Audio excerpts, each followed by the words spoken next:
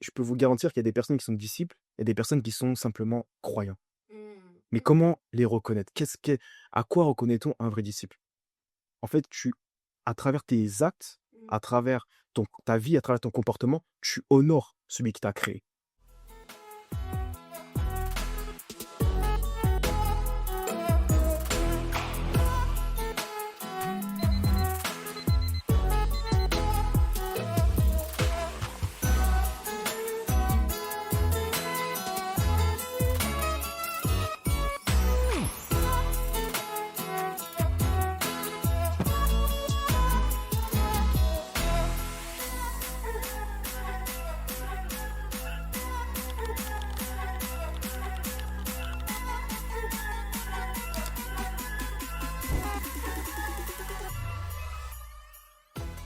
Hello et bienvenue dans le podcast du Club des Restaurés. J'espère que vous allez bien. Alors aujourd'hui, comme vous le voyez, j'ai enfin un homme sur le podcast. Est-ce que tu peux te présenter? Hey, what's up? Bonjour à tous. Du coup, moi, je m'appelle Daryl et amoureux de la parole de Jésus, tout simplement. Et qu'est-ce que tu fais sur les réseaux? Bon, c'est pas la première fois que tu viens sur le podcast. C'est la deuxième fois. C'est ça. Et l'année dernière, tu es venu aussi pour le Podmas. Enfin, pour le même type de vidéo, du coup, mais c'était pas une vidéo, c'était que des audios. C'est ça, Et exactement. on avait parlé des prisons intérieures. Yes. Et tu avais tellement béni énormément de personnes. Je me souviens, j'avais eu énormément de retours. Mais aujourd'hui, tu viens, en fait, vraiment, tu viens me parler. Quoi, aujourd'hui? En fait, c'est plus un petit rappel que beaucoup de chrétiens oublient. C'est en fait, cette dynamique d'être disciple, l'importance d'être un disciple de Jésus-Christ Ok, et non pas qu'un simple croyant. ok, waouh. Donc, tu es en train de me dire être un disciple, c'est l'étage au-dessus d'être un simple croyant. Effectivement, c'est aussi surtout en fait la volonté de notre Seigneur Jésus-Christ, Mhm. comme il a dit dans sa parole hein, à la fin de Matthieu chapitre 28, versets 19 et 20. Il nous dit très clairement, allez, faites de toutes les nations des disciples. Donc là, en fait, on voit que c'est vraiment une tâche importante. Jésus ne nous demande pas simplement d'être des chrétiens de nom, mais des disciples. Ok. Et c'est quoi être un disciple? Alors, qu'est-ce qu'un disciple? Alors, moi, vous savez, j'ai cette manie vraiment de laisser Dieu parler. Du coup, Ok. on va juste aller dans la parole de Dieu directement. Euh, j'ai le droit d'aller Oui, vas-y. OK. Du coup, on va juste aller dans Luc, chapitre 9, verset 23, qui nous dit: Ok. «Puis il dit à tous, si quelqu'un veut venir après moi, qu'il renonce à lui-même, qu'il se charge chaque jour de sa croix et qu'il me suit.» Mhm. Alors, avant cela, le mot disciple vient du latin discipulus, qui veut dire apprenant, imitateur. OK? Et en fait, à travers donc cette étymologie-là, on peut voir que un chrétien, ce n'est pas enfin un disciple plus précisément, ce n'est pas quelqu'un qui croit ou qui reste assis, c'est quelqu'un qui est semblable à son maître, c'est-à-dire semblable à Christ. Ok. Voilà. Et quand tu me dis semblable à Christ, ça me pose plein de questions. Il y a peut-être des personnes qui se disent: «Ouais, mais semblable à Christ, mais comment? En quoi?» Effectivement, en fait, tu verras qu'à travers ce verset, il nous dit, en fait: «Si quelqu'un veut venir avec moi, qu'il renonce à lui-même, qu'il se charge chaque jour de sa croix.» En OK. fait, un disciple de Jésus, en fait, c'est comme je t'ai dit, c'est quelqu'un qui apprend de lui, qui marche avec lui et qui devient comme lui. Ce qui m'amène au raisonnement suivant. En fait, dans la dynamique du disciple-là, il y a 3 dimensions. La OK. première, c'est ce qu'on appelle l'apprentissage. Donc apprendre, donc connaître Jésus fait connaître sa parole. Mmh. OK? La deuxième dimension, ce qu'on appelle l'imitation. OK? OK. Donc être comme lui, devenir comme lui. OK? Et la troisième dimension du disciple-là, chose que beaucoup de personnes oublient ou bien ne le fait pas, c'est la transmission. C'est-à-dire OK. faire de ce que Jésus a fait de nous et faire exactement aussi aux autres. Tu vois? Donc faire, en fait, ce que tu as appris, Exactement. Le tu le transmets. Exactement, le transmettre. Parce que c'est comme ça qu'on fait des disciples. Tu vois? C'est comme ça qu'on fait des disciples, on le transmet surtout. Et beaucoup de chrétiens s'arrêtent simplement à l'apprentissage et l'imitation. Mmh. Une fois qu'ils ont terminé la formation, c'est terminé, ça y est, ils se disent que voilà, j'ai terminé. Alors non, il reste une dernière étape, c'est la transmission. D'où le mandat de Jésus. Allez, faites de toutes les nations des disciples. Ça passe par ce qu'on appelle la transmission. C'est ce qu'il a fait avec les apôtres, finalement, les 12 apôtres. Exactement, exactement. Avant de quitter la terre, Jésus n'a pas dit faites de toutes les nations des chrétiens ou bien bâtissez des églises. Non, il a dit faites de toutes les nations. Être un disciple, la dimension de disciple-là, c'est le cœur du mandat de Jésus. Et c'est ce qu'il a fait quand il a choisi ses apôtres. Il a ensuite dit à ses apôtres, transmettez. Ok. Transmettez tout ce que je vous ai appris. Et comment on devient disciple? En acceptant Jésus. Et après, du coup, parce qu'il y a des personnes qui vont dire, ok, bah, j'ai accepté Jésus, mais est-ce que c'est dire que je suis automatiquement un disciple? Non, effectivement, regarde. Regarde ce que la parole de Dieu nous dit. On va aller, on va aller dans Luc chapitre 14, verset 33. Avec la version seconde 21, on nous dit, ainsi donc, aucun de vous, à moins de renoncer à tout ce qu'il possède, ne peut être mon disciple. Ok. Il faut savoir que être disciple, ça a un coût. Ce qu'on appelle le renoncement. Alors attention, le renoncement, beaucoup de personnes pensent que le renoncement, c'est tout perdre. Le renoncement, ce n'est pas tout perdre. En fait, c'est tout remettre à Jésus. C'est ce Ok. qu'on appelle le renoncement. Ok. Dieu ne veut pas nous appauvrir. Dieu, en fait, veut qu'on le laisse être le Seigneur de tout. Alors, dans ma réflexion, j'ai remarqué qu'un disciple de Jésus renonce à trois choses, trois choses fondamentales, précisément. La première, les disciples renoncent à l'indépendance. C'est-à-dire qu'il va être dépendant de Dieu. Il va maintenant dépendre de Dieu et non plus être un simple indépendant, un homme seul. La deuxième chose, c'est qu'il va abandonner l'orgueil. Le disciple va maintenant choisir l'humilité et le service, chose que beaucoup de chrétiens ne font pas. Et enfin, la troisième chose fondamentale que le chrétien abandonne, ok, excusez-moi, je l'avais noté, c'est la chair. Ok. La chair. Tu abandonnes la chair. Maintenant, un disciple de Jésus-Christ, dès qu'il abandonne la chair, dès qu'il renonce à la chair, il marche selon l'esprit. Tout simplement. Donc, être disciple, c'est marcher aussi selon l'esprit. Exactement. Jésus ne nous promet pas une vie facile, ok, mais par contre, il nous promet une vie transformée. C'est ça les deux choses différentes. Euh, bon, il y a un verset aussi que beaucoup de chrétiens utilisent trop facilement, je trouve. C'est dans Matthieu, chapitre 11, versets 28 et 30, ok, qui nous dit « Venez à moi, vous tous qui êtes fatigués et chargés, et je vous donnerai du repos.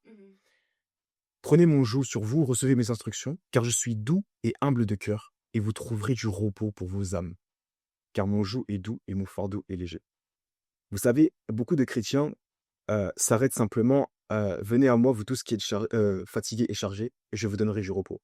Ils prennent ce verset terminé. C'est une façon de vie, toujours. Le verset de notre vie. Mais le problème, en fait, c'est qu'ils pensent que le repos, c'est juste prier, et puis après, tout va bien. Une personne dans sa vie va traverser un obstacle, une difficulté, mais cette même difficulté, il va la retrouver 2 jours après. Et ainsi de suite, ainsi de suite, ainsi de suite. Malheureusement, ça ne fonctionne pas. Pourquoi? Parce qu'il s'est simplement arrêté à « Venez à moi, vous tous qui êtes fatigués et chargés, je vous donnerai du repos ». À travers cette parole, Jésus nous dit « Je vous donnerai du repos ». Mais ce repos, c'est quoi? Ce repos, c'est quoi? Mais il nous donne la réponse juste après. Prenez mon joug. Regarde. Verset 29. Prenez mon joug sur vous et recevez mes instructions, car je suis doux et humble de cœur, et vous trouverez du repos pour vos âmes.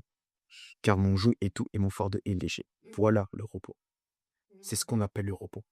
Alors quand un disciple, là je parle bien d'un disciple, renonce à ces trois choses fondamentales que je t'ai dit juste avant, il faut qu'il prenne le fardeau de Jésus, qui est plus léger que le fardeau d'un homme.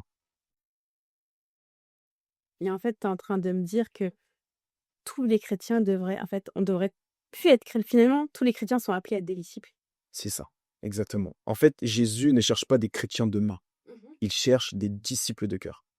Ok. Ah, des disciples de cœur. Donc, c'est aussi un changement du cœur. Exactement, exactement. En fait, regarde, un croyant, il reste assis. Un disciple, il agit. Un croyant connaît la parole, mais le disciple, il vit la parole. Tu vois. Un croyant suit Jésus de loin, mais un disciple marche à côté de Jésus. C'est bien ça la différence. Et ça passe par un changement intérieur. Et après, on le voit. Et c'est une forte décision aussi parce que je me dis, on peut tous devenir chrétiens, mais devenir disciple, c'est un choix. C'est une étape en plus. Effectivement, effectivement, c'est une prise de conscience, j'ai envie de dire. Beaucoup de choses dans la vie chrétienne se passent par une prise de conscience. Quand tu prends conscience des choses, ta vie, elle change. Mais moi, par exemple, je sais que quand j'ai donné ma vie à Jésus, moi, ça m'a fait quelque chose à l'intérieur de moi, mais extérieurement, on ne voyait rien. Parce que voilà, j'ai j'ai fait la prière du salut, j'ai donné ma vie au Seigneur Jésus, je me suis baptisé. Extérieurement, on ne voyait rien. Mais je peux vous garantir que à l'intérieur, il s'est passé ce qu'on appelle la prise de conscience. Quand tu prends conscience des réalités spirituelles, ça te change. Ça te change. Et au fil du temps, donc ça vient, alors peut-être pas tout de suite, mais au fil du temps, on va voir des changements extérieurs. C'est vrai. Voilà. Bah, c'est comme pour les, disciples, enfin, comme pour les 12 apôtres. Au fil du temps, quand de plus en plus ils marchaient avec Jésus, on voyait des changements aussi dans leur caractère, dans leur extérieur finalement aussi. Effectivement, je ne sais pas si vous avez remarqué, mais quand vous lisez la Bible, alors quand on commence surtout au Nouveau Testament, de Matthieu, et qu'on lit jusqu'à Apocalypse, on voit que les apôtres ne sont plus les mêmes. On voit au départ, on remarque beaucoup leurs difficultés, leur caractère, leurs défauts, plus précisément. Mais à la fin, on a l'impression que, bah, limite, ils sont parfaits. On voit que ils ont été non seulement transformés, mais en fait, ils n'ont pas été simplement changés, mais transformés. On ne parle pas simplement d'un petit changement. On parle d'une transformation. Et en fait, c'est ce qui m'a le plus choqué, en fait, quand j'ai lu la Bible. Et j'ai remarqué maintenant, même dans la façon d'écrire des apôtres, au fil de la lecture, tu remarques que, mais, waouh, en fait, il y a eu quelque chose. Ce n'est plus les mêmes avant et après. Ce n'est plus les mêmes. Genre, alors oui, un être humain peut-être n'est pas parfait au jour d'aujourd'hui. Mais ce que je peux vous promettre, c'est quand vous restez ancré dans la parole et que vous appliquez ces commandements, vous allez voir un changement incroyable. Et c'est même parce qu'au tout début, tu m'as parlé de 3 niveaux, pour, aller vers le disciple-là? Ou non, tu m'as parlé de 3 niveaux, c'était OK, le premier tu imites, L'apprentissage, effectivement. l'apprentissage, l'imitation et le troisième c'est que tu vas impacter. C'est ça. Enfin, j'ai grave changé tes mots, mais bon, je suis là. Et donc là, tu as dit le premier c'était l'apprentissage. C'est ça. Et donc pendant la fin, comment doit se passer l'apprentissage d'un disciple? C'est-à-dire la lecture de la Bible, c'est qu'est-ce qui change? Parce que je pense que là, tu es en train de me parler d'une manière de vivre. Mmh. L'apprentissage, en fait, c'est un passage donc assez, a- j'ai envie de dire, assez facile, mais tout aussi compliqué en même temps, car il y a beaucoup de choses à faire. L'apprentissage, ce n'est pas seulement lire la Bible, mais surtout la méditer. Josué 1,8. Ok. Que ce livre de la loi ne s'éloigne point de ta bouche. Ok. Ça passe aussi par regarder, par exemple, des prédications, des témoignages, écouter des podcasts, écouter des adorations, des louanges, tu vois. Et en fait, à force de baigner dans ces atmosphères-là, lorsque tu baignes dans ces atmosphères-là, tu t'imprègnes de la parole de Dieu, OK. elle s'intègre en toi. Et en plus de ça, tu appliques automatiquement. Moi, par exemple, pour faire court, j'étais quelqu'un qui n'aimait pas lire. Je détestais lire. À lire, pour moi, c'était impossible. Alors, l'alternative que j'ai trouvée au début de ma foi, c'était simplement écouter la parole. Écouter ce qu'on me disait de la parole. Donc c'est vrai que ouais, j'écoutais beaucoup d'hommes de Dieu. Euh, J'entendais des prédications, j'entendais des révélations à travers les hommes de Dieu. Mais, tu vois, ça ne me suffisait pas. J'avais l'impression que ça ne me suffisait pas. Je prenais cette habitude tous les dimanches à aller à l'église et d'écouter ce que l'homme de Dieu disait. OK. Mais au fond de moi, ça ne me suffisait pas. J'avais besoin de plus. J'avais besoin de plus. Pourquoi? Parce que j'avais pris conscience de ce que c'était la vie d'un disciple, la vie chrétienne. Alors du coup, ce que j'ai fait, c'est que petit à petit, je me suis mis à écrire. Je me suis mis à écrire tout ce que l'homme de Dieu disait. Le, Récolter le maximum d'informations possible. Ok. Et à travers ça, à travers les écritures, donc à travers mes notes, je lisais. Je lisais. Et au fil de ma vie chrétienne, j'ai développé heu, comment je peux dire ça? Cette manie de lire, Mmh, mmh, mmh. lire. J'ai commencé à lire, lire, lire et en fait, ce qui s'est passé, c'est que, j'ai commencé à acheter un livre, un deuxième livre, un troisième livre et en fait, à travers ces choses-là, en fait, j'ai développé cette aptitude de lire beaucoup, beaucoup, beaucoup, beaucoup et j'aime lire maintenant. J'aime lire. Donc, ce que je vais dire par là, c'est que l'apprentissage, ça ne passe pas simplement par une seule tâche. Ça passe Mmh. par plusieurs tâches. OK. Lire, écouter, écrire, oui. Mais surtout, appliquer, appliquer. Bah, plus que de lire, faut appliquer ce que tu lis, finalement. Exactement, exactement. Quand tu lis un livre, moi je sais que tous mes livres que j'ai chez moi, je ne les lis pas une seule fois. Je Mmh. les lis alors moi ce que je fais, c'est que je lis une fois. Après ce que je fais, c'est que je lis une deuxième fois, mais en prenant des notes. OK, Je lis une troisième fois en essayant d'appliquer. Je lis même une quatrième fois juste pour le plaisir maintenant. OK. Donc tous les livres que j'ai chez moi, je les lis minimum trois quatre fois, minimum et même au début de ma foi, j'avais cette obsession de devenir pasteur, par exemple. Ah Devenir ouais, pasteur, ouais. dingue. Oui, oui, parce que la première fois que j'ai entendu mon père spirituel actuel, parler, je me suis dit: «Je vais être comme lui. Mmh, mmh Je vais être comme lui. Je veux aussi parler aux gens, je veux aussi, être, au-devant de la scène et parler de Dieu». Même prière. Même prière, c'est ça, même prière copier-coller. Mais hem, en fait, j'ai appris que, enfin, cette idée-là venait pas de moi, Mmh c'était mh, l'orgueil. mmh. Mmh. C'était l'orgueil. Parce que je revenais à Jésus, je me sentais supérieur aux autres et donc j'étais fier. J'étais fier parce que du coup, j'étais devenu un être spirituel. Mmh. Donc j'étais fier, j'étais orgueilleux. Je me suis dit: «Voilà, je suis appelé à faire ça, à faire de grandes choses, à délivrer». Je disais même que c'était moi qui sauvais, alors qu'en réalité non, c'est Jésus qui sauve Mmh. et donc petit à petit, donc à travers mon apprentissage, j'ai eu des prises de conscience, j'ai eu des délivrances, j'ai eu des révélations et petit à petit, j'ai renoncé à l'orgueil que j'avais en moi Mmh. pour laisser place à l'humilité et surtout au service. Quand tu dis de service, parce que des personnes qui vont dire: «Oui, mais c'est quoi les services?» Si tu relis Jean chapitre 13 du verset 1 au verset 17, Mmh mh. tu verras que, donc dans le contexte, tu verras que Jésus lavait les pieds de ses disciples. Mmh. OK. C'est un acte, d'humilité. OK, on parle de quand même on parle de Jésus quand même, hein. Un acte humble, acte d'humilité que, c'était tellement humble que les apôtres étaient bouleversés. Mmh. Les disciples étaient bouleversés par ce que Jésus faisait. Il lavait les pieds de ses disciples. OK. En fait, Jésus nous montrait à travers cela que, mmh, peu importe qui tu es, si tu veux être mon disciple, si vous voulez être mes disciples, vous devez apprendre à servir. Mmh. Vous devez apprendre à servir. Bah, servir de manière désintéressée aussi. Effectivement, effectivement. Alors, ça ne veut pas dire que vous devez forcément laver les pieds de vos disciples ou bien, laver les pieds de vos frères et sœurs, non. Mais, par exemple, c'est aider son prochain, Mmh. Mmh. aider son prochain, aider son frère ou sa sœur, OK? Hem, Si par exemple on voit un frère ou une sœur, dévier du chemin, on l'aide, Mmh mh. on l'aide. On va la rattraper, on la ramène dans le chemin, tu vois? On sert par exemple dans le ministère à l'église, servir Dieu Mmh. à l'église.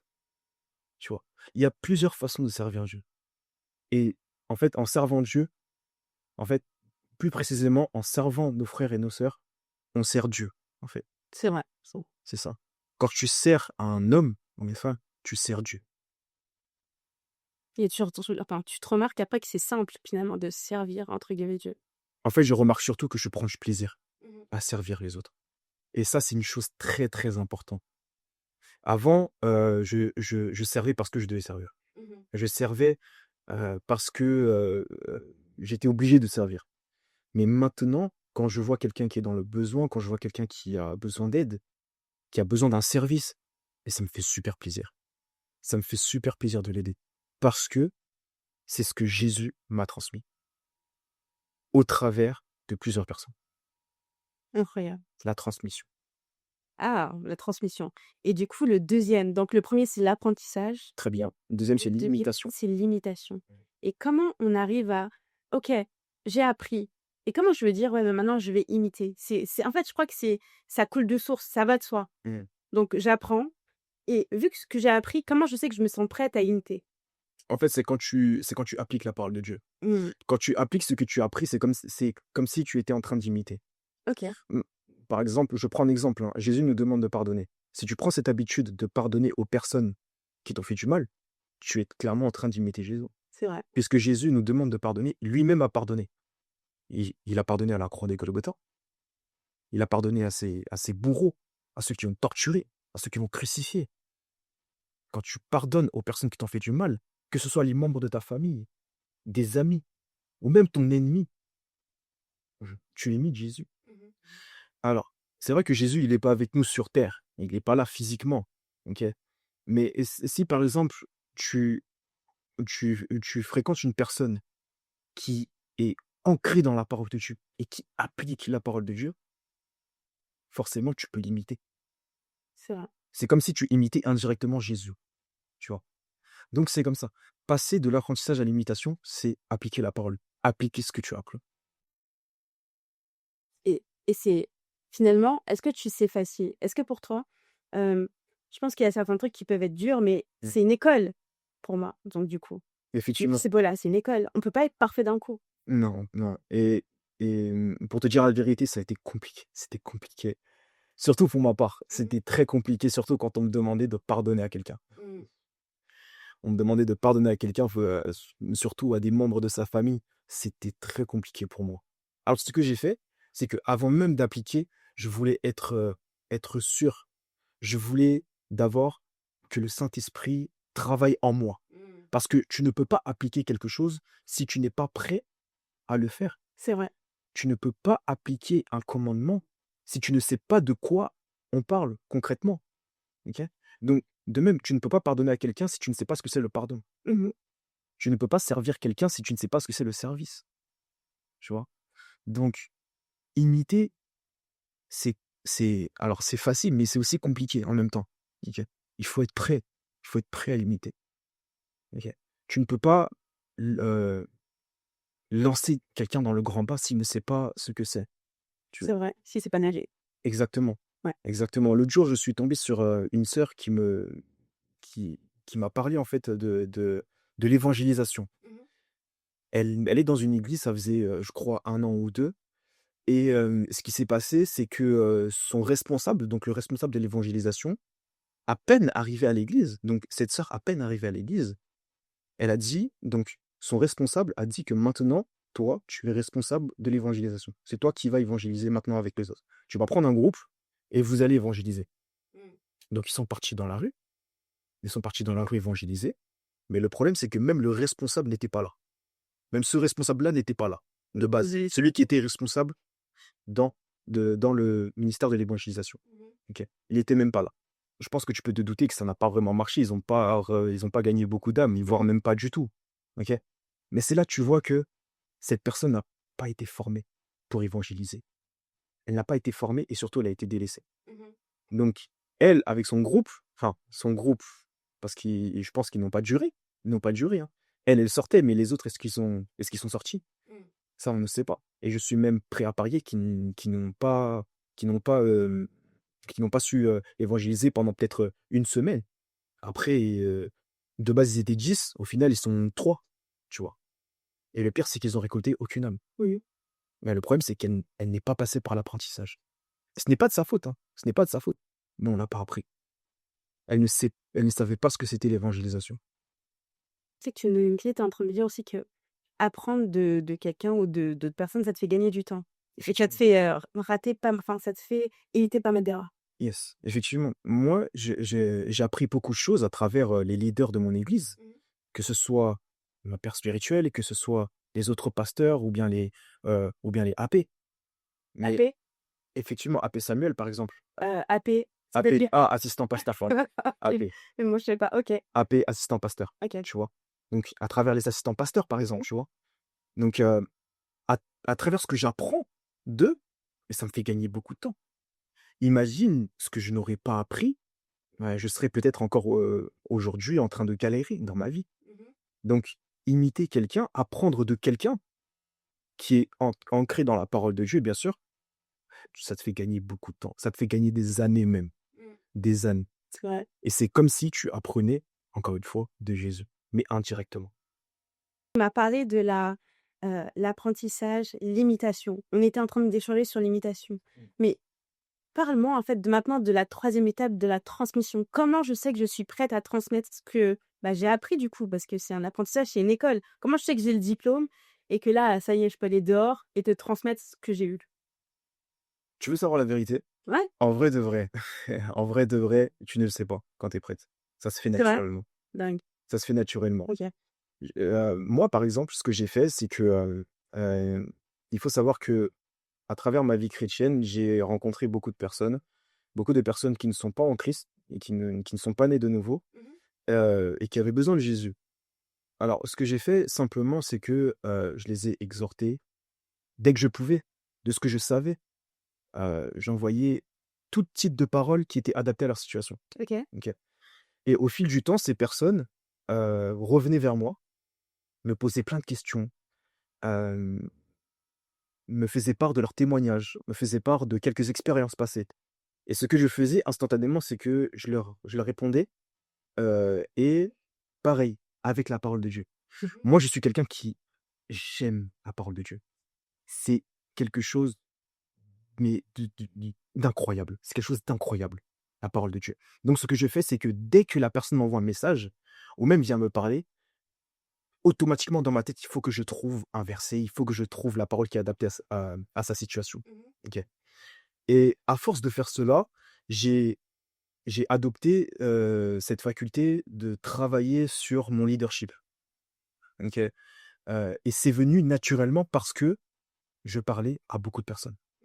À force de parler à beaucoup de personnes, à cette personne-là, ensuite à ce frère, à cette sœur, à ce frère, à cette sœur, en toi, tu vas développer en fait, cette faculté de leadership parce que tu vas les conseiller, les enseigner, les exhorter, tu vois? Et en fait, sans m'en rendre compte, ce que j'ai fait, c'est que j'ai remarqué que, il faut savoir que le travail que je fais sur les réseaux sociaux, heu, je fais beaucoup de live sur, TikTok plus précisément. Et ce qui s'est passé, ce que j'ai remarqué, c'est que à travers mes lives, il y avait beaucoup enfin, il y avait de plus en plus de personnes qui venaient assister à mes lives. Mais le plus surprenant, c'est qu'il y a des personnes qui ont créé des groupes spécialement Ah ouais? pour ça, Devient tes lives? juste pour mes lives, Ouais. juste pour savoir quand est-ce que Daryl va faire un live. OK. Ou bien, qu'est-ce que vous avez pensé du live de Daryl? Ou bien, est-ce qu'on peut reparler de ce sujet-là? Alors que moi, je n'ai rien dit à ces personnes-là. Je n'ai jamais dit: «Faites un groupe ou faites quelque chose». C'est eux-mêmes, indirectement, ils l'ont fait. Ils l'ont fait. Et c'est là, en fait, que j'ai remarqué que à travers mes lives, je transmettais. Je transmettais. Non seulement ce que je savais, mais aussi ce que je leur disais de faire. Ce que j'ai appliqué moi-même de mon côté et ce que je leur disais de faire. Et au fil du temps, ces personnes, hem, elles appliquaient. Elles appliquaient, elles appliquaient. Et indirectement, j'ai remarqué que je transmettais. OK. Donc j'étais passé de la phase d'imitateur, donc de l'imitation, à la transmission et sans m'en rendre compte.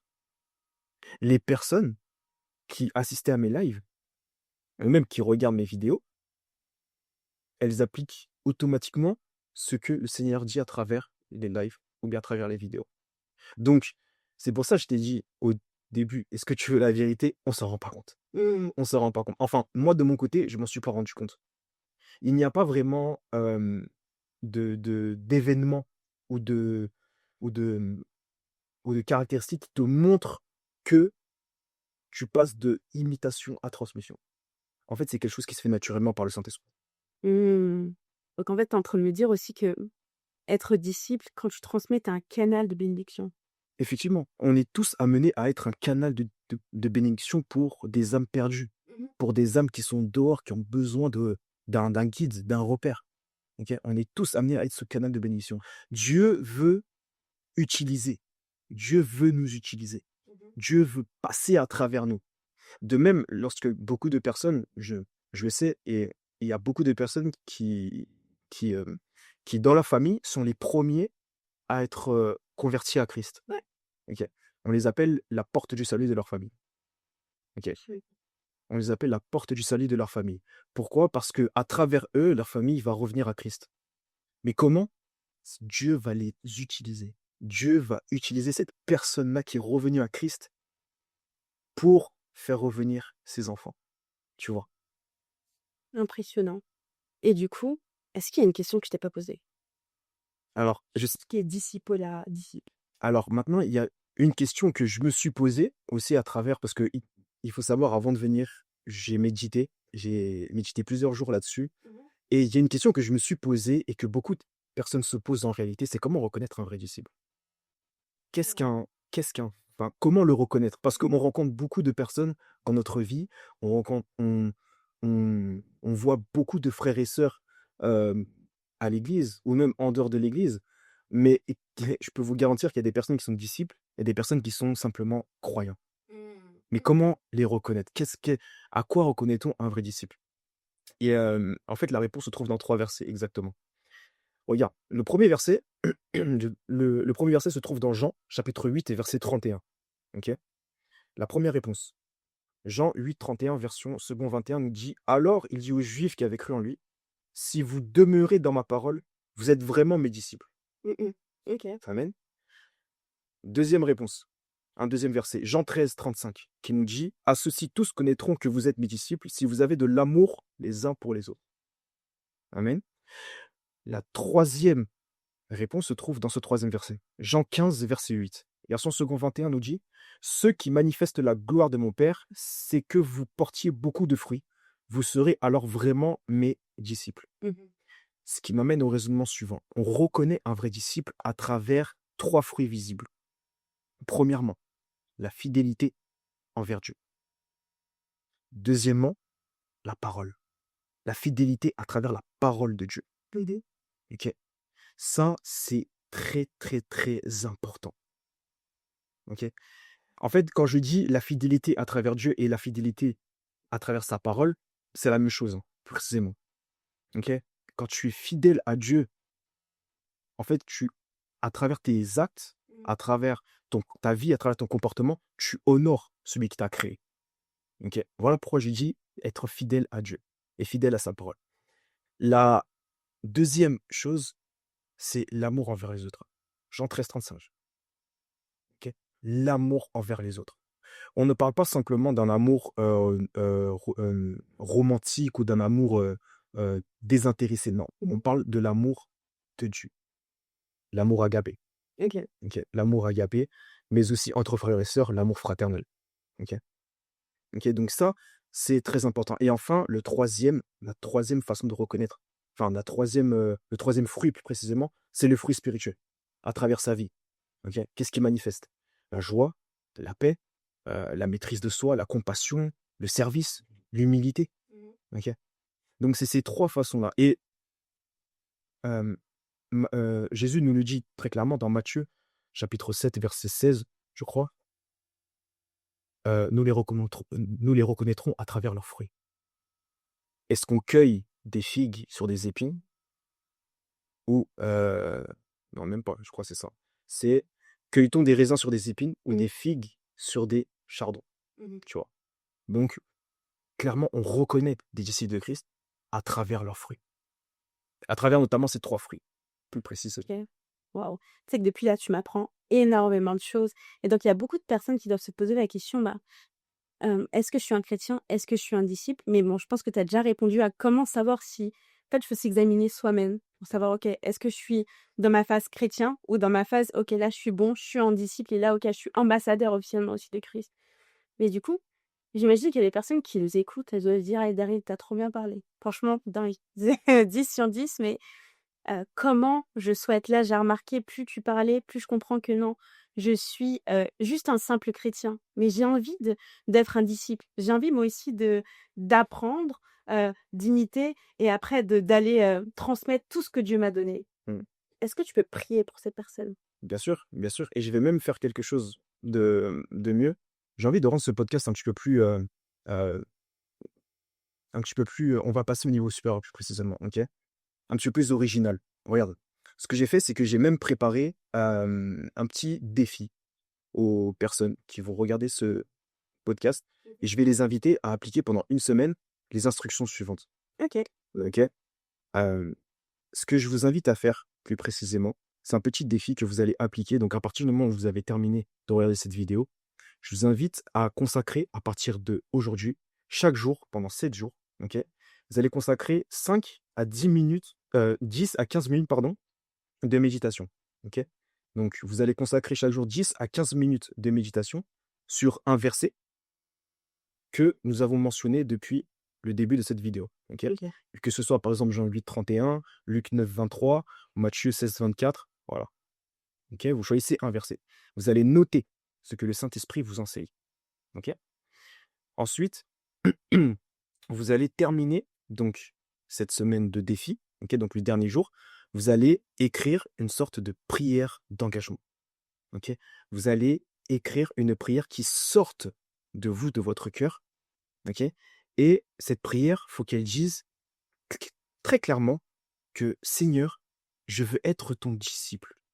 Clairement, il faut que, à travers cette prière, on sent que le message principal de cette prière, c'est: «Seigneur, je veux être ton disciple, pas seulement ton admirateur». Est-ce que vous allez réussir? Je vous le souhaite en tout cas. Voilà. OK, le challenge est lancé et en fait, revenez dans la barre de commentaires, témoigner du coup, c'est ça? Effectivement, témoigner. Témoigner parce que ça peut édifier des milliers de personnes. Mmh. OK, le témoignage est très important. Voilà. Donc effectivement, on peut, prier pour ces personnes-là. Donc là où tu es, est-ce que tu peux juste fermer les yeux, baisser la tête et juste rendre grâce au Seigneur, non seulement pour ce qui a été dit, non seulement pour ce qui a été dit à travers cette vidéo, mais aussi le remercier car il te donne cette opportunité, il te révèle beaucoup de choses à travers sa parole. Béni sois-tu, Seigneur.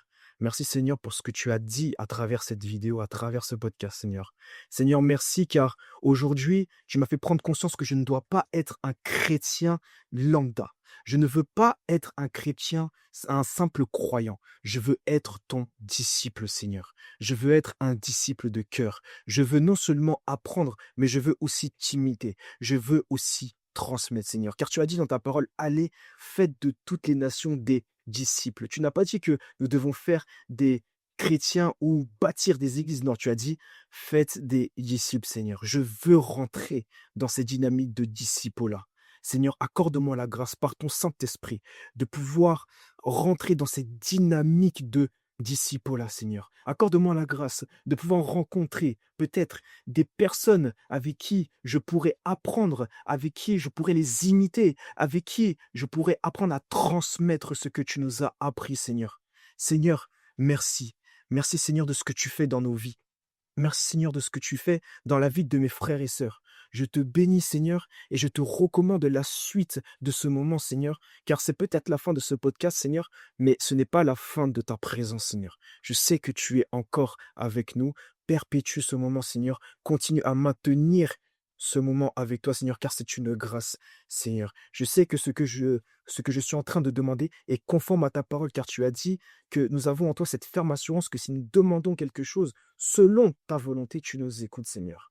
Et si nous demandons quelque chose, nous savons, si nous savons que nous possédons déjà la chose que nous avons demandé, Seigneur, car tu nous écoutes. Nous avons cette foi que tu es en train de nous écouter, Seigneur.